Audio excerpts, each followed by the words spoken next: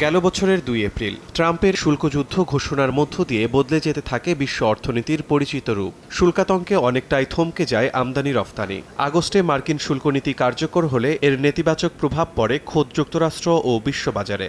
বর্ধিত পণ্যমূল্য ও মূল্যস্ফীতির ধাক্কা সামাল দিতে ব্যয় সংকোচন নীতি অবলম্বন করেন ভোক্তারা। এমন বাস্তবতার মধ্যেই যুক্তরাষ্ট্রের বাজারে বেড়েছে বাংলাদেশি পণ্যের রফতানি আয়। রফতানি উন্নয়ন ব্যুরো ইপিবির তথ্য ২০২৫-২৬ অর্থবছরে জুলাই থেকে এপ্রিল পর্যন্ত যুক্তরাষ্ট্রের বাজারে রফতানি হয়েছে $৭৩৬ কোটি ১৯ লাখ।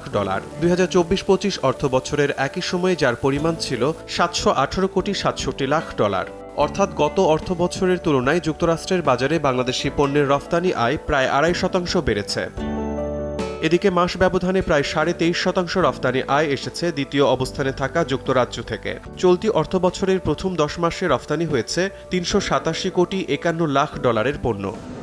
তবে ঘুরে দাঁড়াতে পারেনি রফতানি আয়ের হিসেবে তৃতীয় অবস্থানে থাকা জার্মানি। চলতি অর্থবছরের প্রথম ১০ মাসে দেশটি থেকে রফতানি আয় এসেছে $৩৮৬ কোটি ১৮ লাখ। গেল অর্থবছরের একই সময়ে ছিল $৪৩৬ কোটি ৪৯ লাখ। অর্থাৎ বছর ব্যবধানে জার্মানি থেকে বাংলাদেশি পণ্যের রফতানি আয় কমেছে ১১.৫%-এর বেশি।